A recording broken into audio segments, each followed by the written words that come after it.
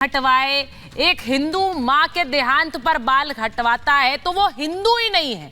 ये उन्होंने एक नई बहस छेड़ दी थी। उसके बाद उन्होंने परिवार पर बोला, उन्होंने कहा परिवारवादी, उनको क्या समझ आएगा क्योंकि उनका परिवार नहीं है।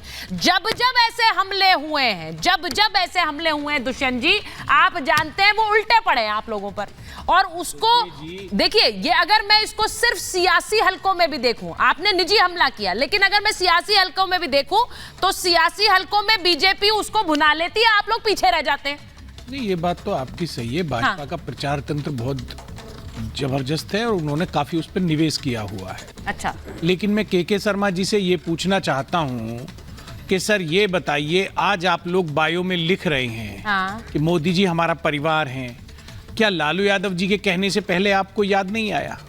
वैसे तो भारत के प्रधानमंत्री का पूरा देश ही परिवार होता है, इसमें तो कहीं कोई शक की गुंजाइश नहीं है। शक तो फिर लालू जी को था, उन्होंने बोला परिवार नहीं है इनका। मैं ये पूछना चाहता हूँ, नहीं तो फिर लालू जी ने क्यों बोला? पे बायो में चेंज किया, क्या देश की समस्याओं का समाधान हो गया? नहीं दुष्यंत जी, आपने कहा कि पूरा देश परिवार होता है, तो फिर ये तो पता होना चाहिए। फिर नेता क्यों मन से कह रहे हैं कि परिवार नहीं इनका? राजीव गांधी जी का भी था, डॉक्टर मनमोहन सिंह का भी था, और मैं समझता हूँ कि मोदी जी का भी पूरा देश परिवार है, जो भारत का प्रधानमंत्री है। मतलब आप कह रहे हैं गलत बयान दे दिया लालू जी ने? नहीं, लालू जी ने जिस संदर्भ में कहा है, लालू जी ने कहा है वहां जो 7 लाख लोग खड़ा हुआ था, जो नौकरी मांगने आया था, लालू जी कह रहे थे कि इनकी चिंता नहीं है मोदी जी को, सिर्फ भाजपा वालों की चिंता है।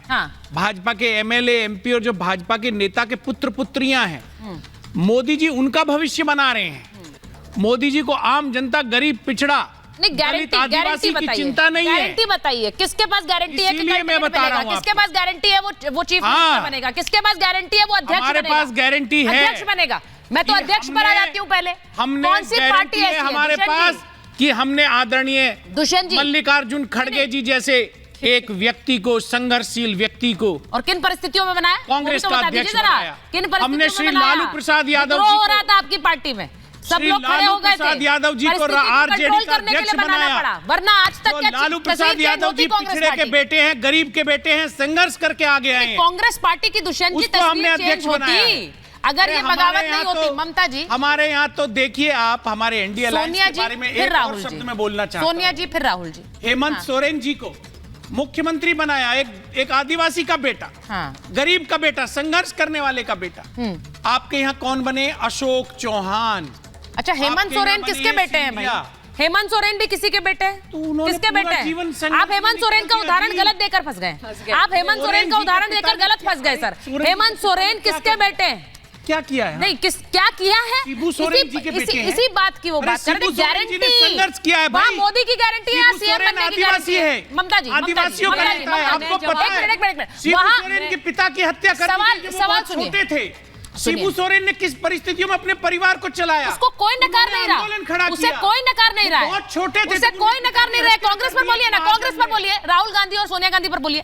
आप उसे नकार क्यों रहे हैं? आप नकार क्यों रहे हैं? अरे लालू यादव जी का, लालू यादव ने पूरा जीवन अपना कुर्बान कर दिया गरीब गुरबा के लिए, दलित, आदिवासी और पिछड़ा के लिए। दुष्यंत जी धन्यवाद। अच्छा, सबसे पहले मैं मेन मुद्दे पर आऊं, उससे पहले मैं दुष्यंत भाई को यह जवाब देना चाहती हूं जिन्होंने हेमंत सोरेन का आज नाम ले लिया। आज ही आदरणीय सुप्रीम कोर्ट का एक बहुत ही ऐतिहासिक फैसला आया है, जो आपको याद होगा, शिबू सोरेन जी के लिए गले की फांस अब बनने वाला है। पैसे के बदले वोट, और सोनिया गांधी जी के लिए भी मुसीबत बनने वाला है ना? नरसिम्हा राव जी की सरकार के समय पर क्या किया था फ्लोर ऑफ द हाउस में, कैसे पैसे दे करके शिबू सोरेन साहब की वोट खरीद ली थी। तो आप उस पक्ष में ना ही जाएं, उस विषय में बात ना ही करें तो अच्छा है, छोड़ दीजिए आप उसको। अब दूसरी बात, अब दूसरी जो महत्वपूर्ण बात है जिस पर आज हम डिबेट कर रहे हैं, सुचरिता जी, लालू प्रसाद यादव जी उस राजघराने से आते हैं जिनके लिए इस देश की जनता से पहले वो और उनका परिवार है, और इस देश की जनता को तो छोड़िए, उनके कार्यकर्ताओं से पहले उनका परिवार है, उनके बेटे बेटियां हैं। सारी जो प्लम पोस्टिंग्स होती हैं उनकी पार्टी के अंदर वो उनको देते हैं, है ना? आज जो हम सब जिसको कैंपेन कह रहे हैं, वो मेरी नजरों में कैंपेन नहीं है, वो जन भावना है, वो सम्मान है, वो विचार है प्रत्येक भारतीय का, 140 करोड़ भारतीयों का, देश के आदरणीय प्रधानमंत्री जी के लिए, कि हम आपका परिवार थे, हैं और रहेंगे। लेकिन सुचरिता जी, वो लोग इस जनभावना को क्या समझे कि मैं भी मोदी का परिवार, जिन्होंने आज तक भारतवर्ष की जनता को सिर्फ अपना वोट बैंक समझा, जिन्होंने आज तक भारतवर्ष की जनता को सिर्फ एक आंकड़ा समझा, जिन्होंने आज तक भारतवर्ष की जनता को सिर्फ जातिगत समीकरण के लिए इस्तेमाल किया, राजनीतिक दोहन इस देश की जनता का किया, उनको ये सब चीजें समझ में नहीं आएंगी। और देश के आदरणीय प्रधानमंत्री जी ने जो आज कहा है ना, राष्ट्र के नाम संदेश जो दिया है, उसको मैं प्रणाम करती हूं। वो वास्तव में 90 पूरा टाइम 24/7 उनका शरीर का कण कण मां भारती के लिए उनकी सेवा में लगा हुआ है। वो मां भारती के कर्तव्यनिष्ठ और कर्मशील बेटे हैं और उनसे इन लोगों को परेशानी है। ये इस तरीके की गंदी शब्दावली का प्रयोग करके मैं एक बार बड़ी खबर बता रही हूँ। एक रिएक्शन आया, मैं आ रही हूँ। अभी तक देखिए वो बोले नहीं है धर्मेंद्र जी, तो उनके पास भी जाना पड़ेगा ना। एक बार बड़ी खबर बता दूं, बीजेपी के परिवार वाले कैंपेन पर अखिलेश यादव का बयान आ गया है। वो कह रहे हैं लगता है मेले में बिछड़ा परिवार मिल गया है। वो इसलिए कह रहे हैं क्योंकि सब ने अपने एक्स के बायो में लिख दिया है मोदी का परिवार, तो वो ये तंज कस रहा है उस पर, और वो कह रहे हैं कि ऐसा लग रहा है बिछड़ा हुआ परिवार मिल गया, सबको परिवार याद आ गया है। अब उन्होंने तंज कसा है। मुझे ये बताइए जरा धर्मेंद्र जी, तंज तो कस दिया है अखिलेश जी ने, लेकिन ये परिवार की जो सीधी सीधी बात प्रधानमंत्री ने आज कर दी, उस पर लोग जुड़ने शुरू हो गए। जैसे चौकीदार चोर है वाला बयान आया था, उसके बाद सबने कहा मैं भी चौकीदार, अब सब कह रहे हैं मैं भी परिवार। तो ये आप पर भारी ना पड़ जाए। सुचरिता जी, भारतीय जनता पार्टी ठगों का बड़ा हुजूम है। जब आप बात कर रही हैं कि इन्होंने चौकीदार चोर का चलाया था, उसी समय चौकीदार चोर के बाद चौकीदार हैं, तो चौकीदार वाले के बाद आपने देखा विजय माल्या पैसा लेके भाग गया, चौकीदार क्या कर रहे थे? ललित मोदी लेके भाग गया, चौकीदार क्या कर रहे थे? नीरव मोदी लेके भाग गया, चौकीदार क्या कर रहे थे? मेहुल चौकसी लेके भाग गया, चौकीदार क्या कर रहे थे? असल में भारतीय जनता पार्टी को जब कोई ठग करना होता है तो इस तरह का एक संगठित गिरोह चलाता है, कैंपेन चलाता है। दूसरी बात जो आप हिंदू की बात कर रही हैं, मेरी बात आने दीजिए सुचरिता जी, मेरी बात आने दीजिए प्लीज। मैं इसको सिर्फ पॉलिटिकली देख रही हूं। नहीं किया, आप कंप्लीट कर लीजिए। एक सेंटेंस मैंने बोला बस। नहीं, आप उसके बाद कंप्लीट कर लीजिए। मैं कह रही हूँ उसके बाद भी 2019 में नरेंद्र मोदी ही आते हैं सत्ता में, आप क्यों नहीं स्कोर कर पाते हैं? आप पॉइंट क्यों नहीं ले पाते? अब मैं अपनी बात रख लूं, पहले अपनी बात रख लूं। बोलिए। दूसरी बात जो आप हिंदू की कह रही हैं, इस सृष्टि में, इस दुनिया, इस ब्रह्मांड में मर्यादा पुरुषोत्तम भगवान राम, जिन्होंने पारिवारिक जीवन के आदर्श को स्थापित किया था, वो हिंदू थे।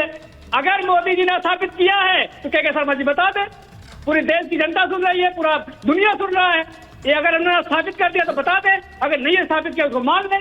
ये देश जो है बहुत ही संवेदनशील है, इस बात को समझता है। इसलिए भारतीय जनता पार्टी के लोग जब कभी सच बोला जाता है तो सच सुनने के बाद उनका सीना फट जाता है। ये भारतीय जनता पार्टी की परंपरा हो सकती है। मैं आपसे पूछना चाहता हूं कि इस देश में जो मणिपुर की बेटी है, इनके परिवार का हिस्सा नहीं है, उस पर कैंपेन नहीं चला। बनारस में PHU की बेटी की अस्पताल लूटी गई, काशी को कलंकित किया गया बीजेपी के नेताओं द्वारा, उस पर कोई कैंपेन नहीं चला। और किसानों के साथ क्या हुआ, उस पर कोई कैंपेन नहीं चला। जो किसानों को कार के नीचे रौब दिया, उसको टिकट देकर चुनाव लड़ा रही भारतीय जनता पार्टी। अरे ऐसी क्या नैतिकता, ऐसी क्या परंपरा है? तो भारतीय जनता पार्टी से ना परंपरा की बात करिए, ना नैतिकता की बात करिए, ना हिंदुत्व की बात करिए।